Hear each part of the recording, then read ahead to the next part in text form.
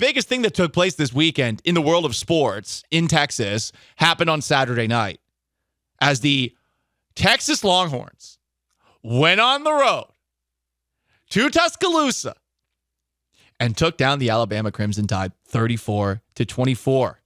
Sean Mapes, as the resident official UT fan, you are now allowed to gloat. He is putting on his Texas Bull hat.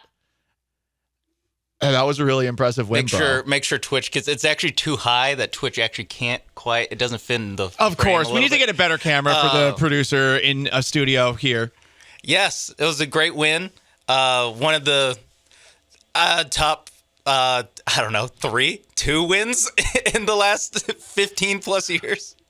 It definitely is. I mean, now, I don't want to put the cold bucket of ice on everybody's pants right now and say this does have some similarities. It's different because it's Alabama versus Notre Dame. But at the beginning of 2016, I went to that game where they got into that back and forth. Shane Buechele outguns Notre Dame, and everyone was feeling great. The Charlie Strong era. It's finally working. Hell yeah. That was literally 2 coaches ago. So here we are with Steve Sarkisian going on the road to Alabama with this Texas team. And I know everyone hates, specifically Texas fans, to hear the question asked, is Texas back? Here's what I can say, though. Now, with them, the number 4 team in the country, their highest ranking since 2010. If you look at those 2 games against Alabama in totality over the last 2 years, it is clear that top to bottom, Texas is more talented than Alabama. Now, is that a reflection of Nick Saban and where Alabama's program is going? I'm not 100% sure. And I think Saturday was maybe a little bit more than in the first game that these 2 teams played against one another. I think Saturday maybe was a little bit more about the quarterback discrepancy. Because Quinn Ewers, when he was healthy in that first game against Alabama, I mean, he played great. Bryce Young was awesome in that game, but I felt like at the very least both teams did have good quarterbacks, assuming there was no injury. This year, my God, there was a massive discrepancy between Quinn Ewers and what's-his-face for Alabama, who I don't even think is worthy of me remembering his name. He sucked. Jalen Milroe. Yeah, he stunk. This is actually the first time in the Nick Saban era that a University of Texas quarterback has actually made it to the second quarter against Alabama. You know what? And look That's what a great happens. point. Look what happens. Look what happens. Well, they have the quarterback for the whole game. The defensive performance, Hill, is awesome. Oh, my God. That guy's a freshman. He is terrifying. They really played well in this game, and I do think that it is a reflection of just the level of talent that Texas now has, which I do think you can argue it's up there with everybody. Is it Georgia? Georgia's on an entirely separate class, I think, right now. But if you're a UT fan out there, you should be very proud. And something we're probably going to have to figure out by the end of the show, no offense, Sean, is how do we keep UT fans down? Because we don't... I like what I saw on the field, but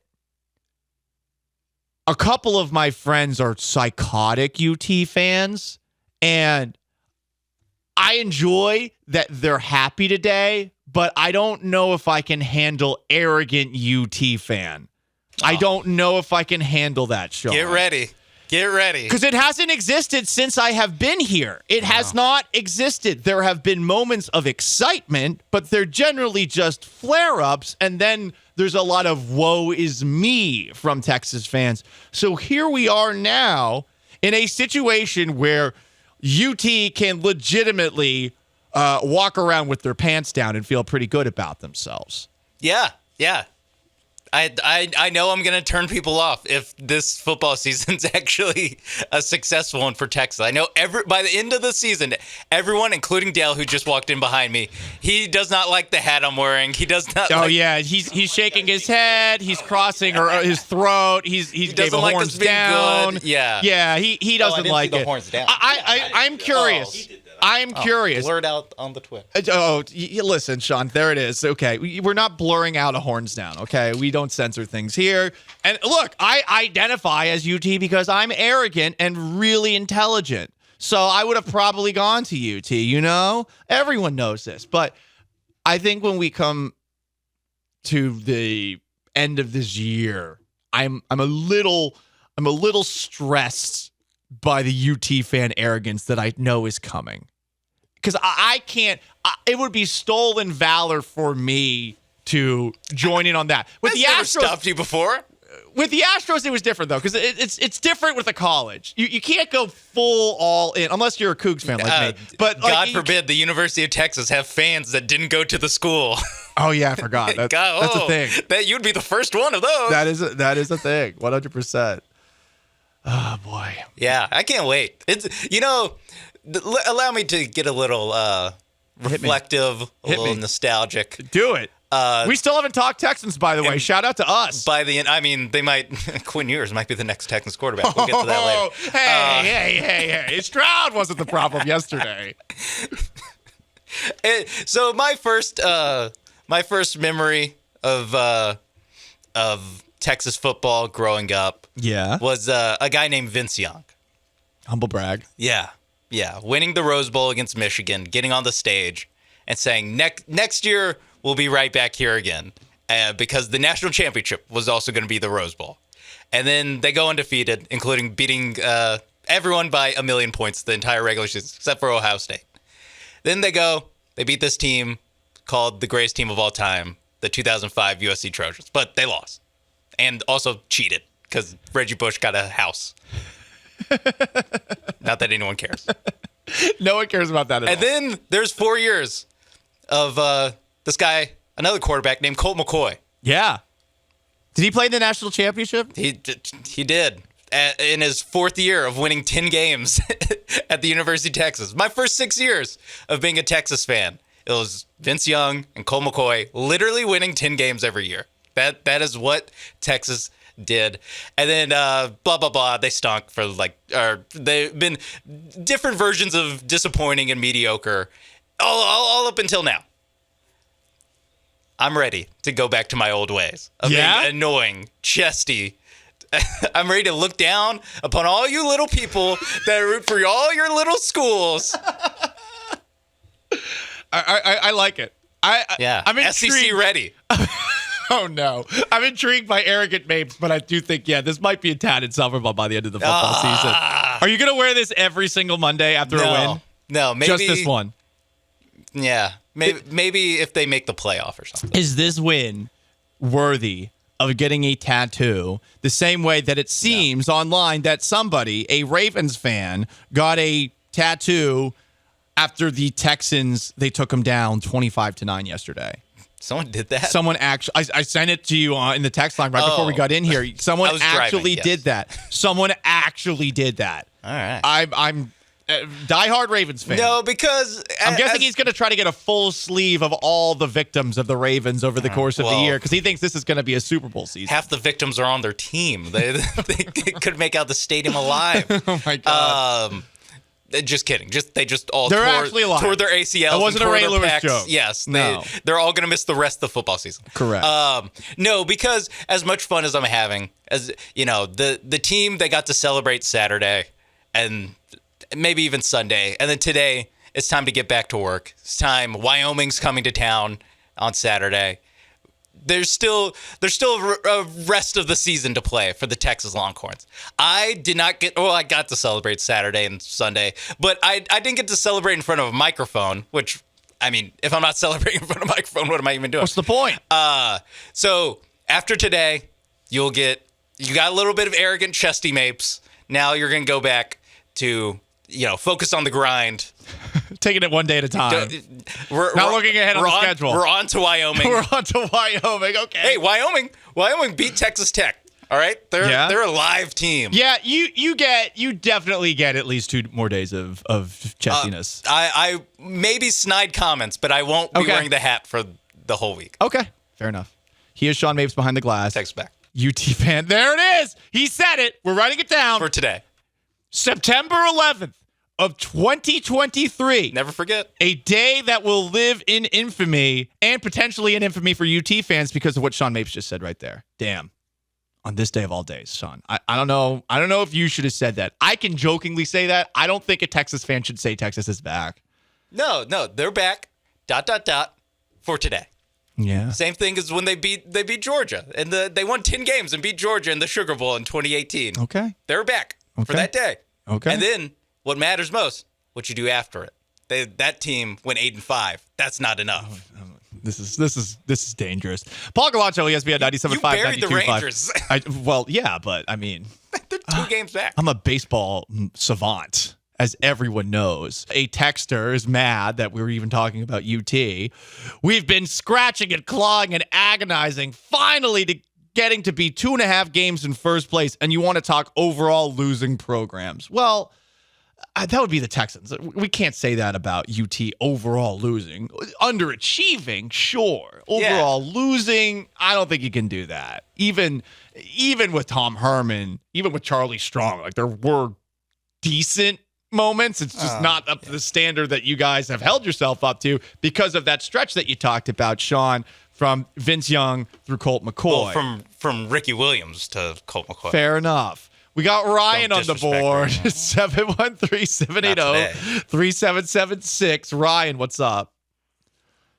Hey, what's going on, Polly? Yo. Well, so I spent a lot of time in Austin when I was a kid. Okay. So I became a UT fan. I did not go to the school. Okay. But I became a UT fan like very early on. You know, I was there for the 2007, that run, one of the greatest college football games ever, if not the best. But here's the thing. I picked UT to be my team, and my whole dad's side of the family are from Oklahoma, so they're Sooner fans. Oh. So there's that. Do you have daddy issues, Ryan? Because that does seem like something you would do to initiate some sort of confrontation with your father. I do always find it interesting when people do that. Yeah. When they go against the family. Yeah. Ryan hung up, so I guess we're never going to know the answer. But you know what? Perhaps his silence is speaking volumes right now. He wasn't ready to get that deep on a Monday morning. I could be your therapist on a Monday morning. Yeah. I could do it. Probably just wants to go back and watch highlights of A.D. Mitchell. Big game, A.D. Mitchell. Half his touchdowns in his college career are in the college football playoff, and then he just scored against Alabama. And same with, Quinn Ewers is going to get drafted off of 2 games against Alabama, and not even 2 games. We're talking like a game and a half. All these throws that Ewers made downfield in this game were ridiculous. And if I'm not mistaken, Sean, I think Worthy had a drop. Like there were a couple of drops in this game too. Worthy had a couple drops. But, classic Laker. No, but that's what you expect. Yeah. But not quite a Celtic. What? Not quite a Celtic. I don't. He's the son of a Laker. Oh, okay. Yeah, you wouldn't know that because you're 5. It was funny explaining to people that James Worthy was the father of Xavier Worthy. And Is people that were true? like, wait, what? Yes. How do people not know that? I thought they just had the same last name. I don't know. I remember because people were like, wait, what? And I was like, wait, you don't know this? And then I had to look it up because I started to second guess myself. Yeah, I thought he'd be taller. Anyway, thought he'd be taller. Quinn Ewers, 3 for 5 on passes 20-plus yards down the field. That means for his career, he is 7 for 12 on passes 20-plus yards down the field against Alabama and Oklahoma. That is insane. He is 5 and 43 against everyone else. Oh, that's not good. That is a weird discrepancy. Crazy. That's what we were talking about going into the game when we were talking about it on Friday. Right. As far as like this team, this offense seems to kind of sputter. Or was sputtering against Rice, who, by the way, Rice might be good, y'all. Whoa, you ain't kidding. Bayou Bucket. Dana Holgorsen. Rank Rice. They hung in there with Texas.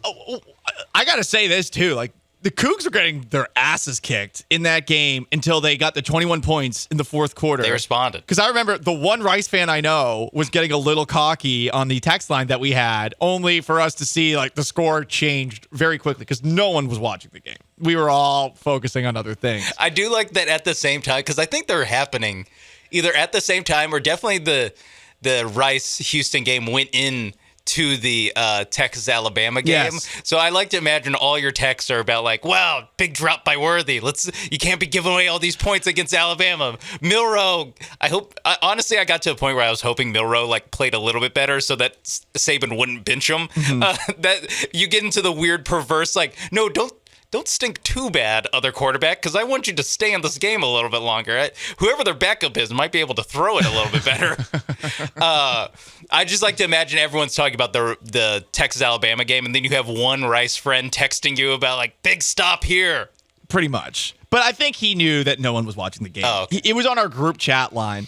Yeah, then one of my close UT friends, who actually listens to the show regularly, created drama on this sports chat line that I'm in because he basically called somebody a liar, and this person is really upset and has been demanding an apology for 24 hours, and I've just been throwing gas on the fire. I'm like, man, no one's ever going to take you seriously again because you got called a liar in a sports chat.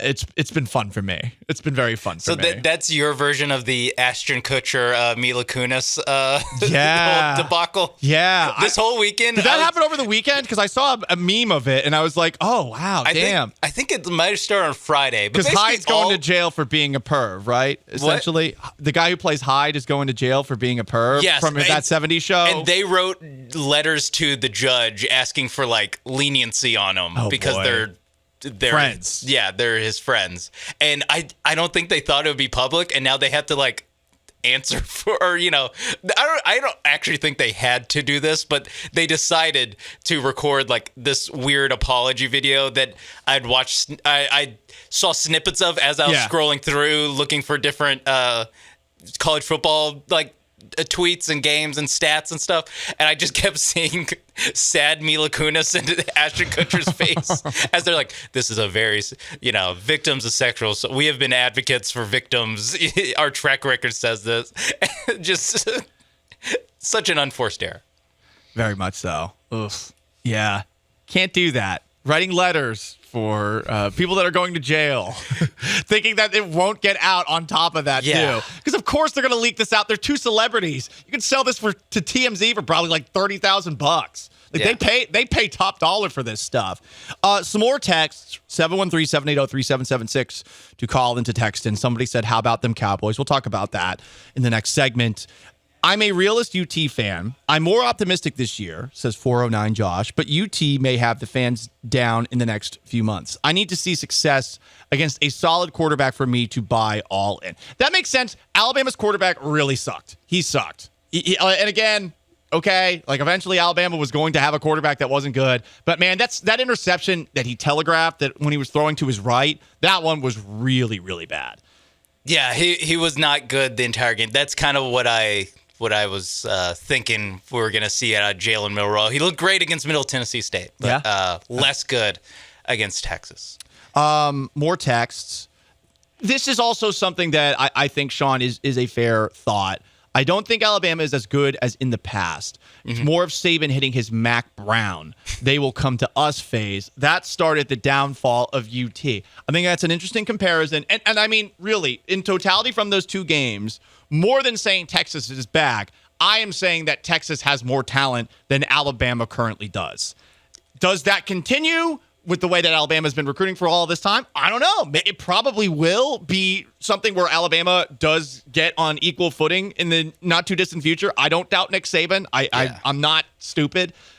But right now, Texas has the better program than Alabama. I mean, the last 2 years with a backup quarterback, they hung in against the future number 1 overall pick. And then on the road, they beat Nick Saban by 10.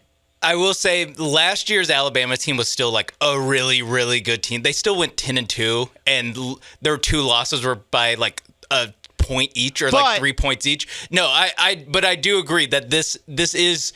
I don't want to say like it's over for Alabama, but this is like where the cracks start to show when you start teetering into like, I mean, Georgia's won the last 2 national championships, they have, including beating Alabama in the national championship game in the first one. So that's part of the reason why the Alabama. This is realistic, Sean.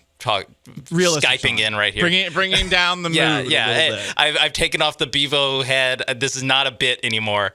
That's why this Alabama win isn't as like, I feel like meaningful or earth-shaking as other times that Alabama's lost in the past, because frankly, there's another team that's running the sport right now. It's the Georgia Bulldogs. And so that's kind of where Alabama's at. Last year, they're, again, a good team that was kind of getting propped up by Bryce Young, by having a really good quarterback. Because they were not as talented last year, and everyone knew it. And it's sort of a reflection of like who the supporting cast was around Bryce Young, offensive line-wise, receivers-wise. It was a down year for Alabama last season. So you can see why Texas hung in that game the way that they did. And then, of course, they win this one, too. And like, it did feel inevitable watching that game, mainly because of Alabama's quarterback. But you're also like, this is the same stuff that we saw last year where Alabama's secondary can't hang with receivers downfield. I don't know why that's the case. I don't know if that's just like a scheme thing that Sarkisian's able to take advantage of, but it was the same thing as last year. I think some of it is Sark kind of coaching them up, but I think part of it is not just the secondary for Alabama, but that front seven, that defensive line. I don't know if they've just taken like an actual like step back as far as that, but in their games against Texas, they have not been good. Really, frankly, like they've lost that matchup in the two games the last 2 years, 100%. Including this year. There was no sack. Like, Alabama did not get a sack on Quinn Ewers, and I think they only had 2 tackles for losses total in the game. And that's, like, when you're Alabama, like, you can't do that, especially when Jalen Milroe's your quarterback. No offense. No offense to Jalen Milroe. He's from Katy. He beat Katy High School with a team that wasn't Katy High School. He beat it with another Katy High School team that wasn't Katy. So, talented kid, but not quite ready for primetime, it looks like. 100%. Speaking of not ready for primetime, CJ Stroud and the Houston down. We're kicking the can further down the road. We are punting like the Texans probably should have on that first 4th and 1 and the later 4th down. We're throwing a play to the wide side of the field, expecting that in the NFL, a wide receiver is going to be able to outrun an entire defense. We're doing that. A couple more comments. I know we're a little bit late here. Someone said that I am welcome on the UT bandwagon because UT keeps it weird. And I think that's, once again, a joke about perhaps my sexual inclinations. Some more comments. This is from Old Lurkin Larry on the Twitch. I wouldn't have a problem with Texas, except for the fact they have sucked unprecedented amounts of butt since 2011. And they don't get that. Just because you won a game for the first time in a decade doesn't mean you can be a bleeping I don't think I can say that. No, just douche to everyone. Be more humble and act like you have been there before. Oh, you just said in the thing, we haven't been there before since 2009. So act like we've been there before. I do think you are allowed to be arrogant. I'm just wondering how long it's going to take. They're 53-1 in their last 54 home games. Here's another one. And I'm guessing this is from an Aggie too, Sean. 2023 Texas is 2021 A&M 8-4 with a win against Alabama. All right, we'll see. I mean, they don't have Jimbo Fisher coaching their team, so that's a plus for Texas. That is true. Hey, yeah, we haven't talked to any Aggies. Why is that? Why haven't we talked to any Texas A&M football? No, we're not bringing the mood down. No, why haven't we? I think it sounds like the text line's very interested in Texas A&M football. Let's talk about it. It's a good point. DJ Durkin killed a guy at Maryland, still gets to coach college football, and give up the most points Texas A&M's given up in like 10 years. Makes you think. Yeah, at least Bobby Petrino's got the offense right. They're willing to overlook all the character concerns of how they're molding these young men, as long as they get results on the football field. And I, can't argue with the results. With UT's schedule ahead, don't you feel pretty damn good about the college football playoff possibilities? I know I would. I mean, you got the theoretically most difficult game out of the way, and you won in fairly convincing fashion on the road. That's rat poison. That's rat poison. What does that mean? Rat poison right there. How's that rat poison? You're. Am I baiting people? It went from Texas, not good. We'll see. Blah blah blah. You picked Alabama in the pick six this week. I did because you thought Jalen Milroe had an operational right hand. Here he comes. Here he comes. No, and now, after one game, now it's they should beat everyone on their schedule. They should go undefeated. Man, get out of here with that. What?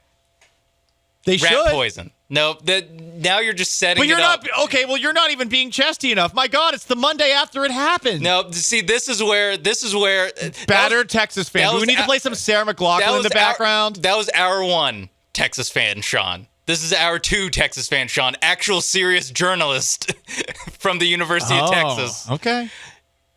Yes, Alabama is probably going to be the best team they play this year. But as we see this all the time in college football, the teams drop stupid games all the time. It always happens. So I think, and this was what I said in the offseason, I think a reasonable goal for the Texas Longhorns is to make the Big 12 title game and win it. That's all it is.